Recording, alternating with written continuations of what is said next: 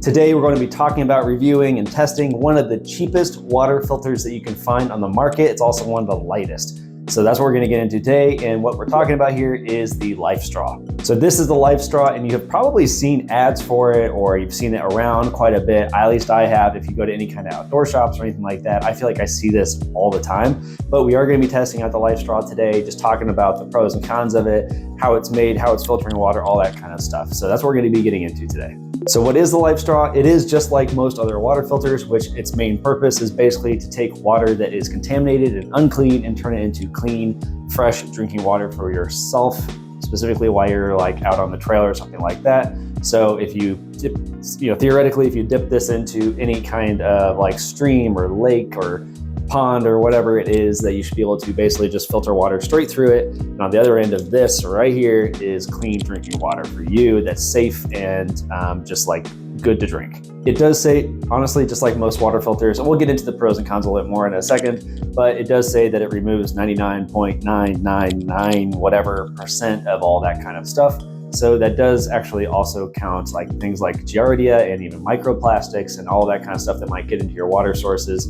So it is theoretically supposed to filter out all that kind of stuff. I will say with any kind of water filter or water filtration, this is just like a blanket statement for everything with water filters, that it does claim to do all these things. And from my experience, pretty much every water filter that's reputable does do all of these things.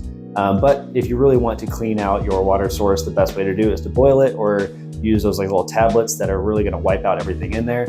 Ironically, that stuff doesn't get rid of particulates, so then you want to still filter your water, but you can kind of purify it and then filter it. So that's the safest way to do it. But otherwise, if you want to use a water filter, this, just like most filters, does remove 99.999% of everything.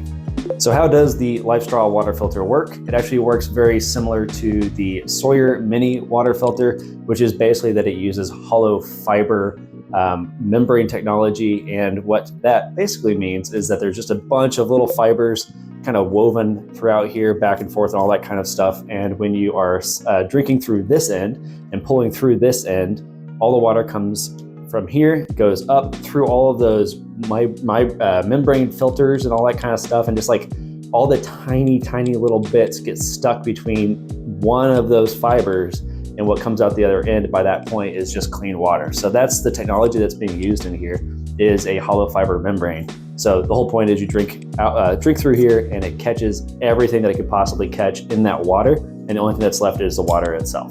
So the LifeStraw in particular, the idea with this one is that it is basically like literally just used as a straw. So you're gonna notice a couple of things here if you've looked at it yourself, but otherwise I'll show you.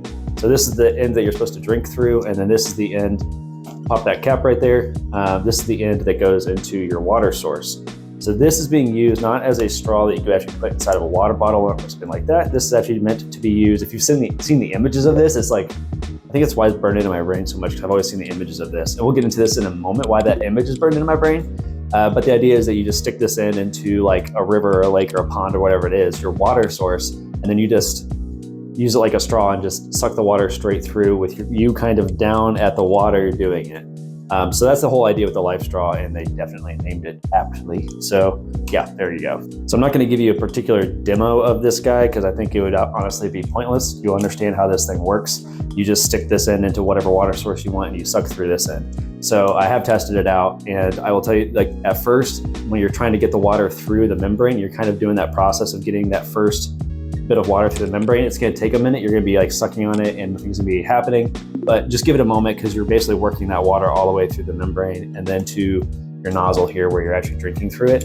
Consider that a good thing, honestly, that it takes a minute, because that means that the water is actually going through membranes and actually filtering out everything that's in it. So if you just drank from this end and had this in the water source and within like immediately it was already going through, I would not actually trust that filter. So to LifeStraw's credit, it takes a second when you first start to actually get the water through the filter and then to actually start getting it in your mouth. But I don't necessarily see that as a bad thing. But after you have started to drink from it, it is actually a pretty quick, pretty easy draw. It's not the easiest. It's not like drinking from a straw at a restaurant, something like that. It takes a little bit of work, but for what is doing or happening to the water while you're drinking it, it's actually a pretty easy draw. So that was actually a pretty nice surprise for me. I have used other straw filters that have a lot harder draw, like you're working really hard. to just try to get that filtered water to you. And this one is not the case. It's actually quite simple. So here are a few things that I really enjoy about the LifeStraw. It's really lightweight, super lightweight. It's like 2 ounces or less than 2 ounces. I'm gonna put all the specs on the screen here for you. But one of the things is that it is extremely lightweight, very, very simple to use. It's quite cheap. It's not an expensive filter, anything like that. So for something you just wanna pick up that you can throw in your bag and have in case of emergencies or something like that, it is a really great filter to use in that sense, because it's just, this is the entire thing. There's no assembly, no cables or cords or whatever, like no hoses or anything you're trying to work with or pumping. It's just this really simple straw. So that is definitely a couple of the pros for this thing. Wanted to mention really quick that I do have an affiliate link in the description down below for the LifeStraw. So if you're looking at picking it up anyway, please, feel free to use the link down in the description down below. It doesn't cost you anything extra to order through that link. It just kicks back a little bit for me, just to help the channel out and all that kind of stuff. So if you're looking at ordering a LifeStraw anyway, just use the link down below and that helps me out. Thanks. Here are a couple of the cons for the LifeStraw. First off is it doesn't filter out viruses, but to be honest, most filters don't. So I'm gonna say that's a con because it is, but once again, if you really want to purify your water, get rid of everything, the best way to go is those tablets, or actually to boil your water. That will remove everything. And then you have to still get rid of the particulates in your water if you do that. But this will not get rid of viruses, but that's the case with most water filters. So I'm just gonna throw it on the front end, but don't take that as a reason to not buy this filter in particular, because that's most filters. The second one is that it does not desalinate water, which means it does not remove salt from water. So if you're drinking from a salt water source, you're not gonna get rid of the salt when you're filtering through this filter. So don't think that you can put this into the ocean and then have desalinated water on the other end. It's not gonna happen.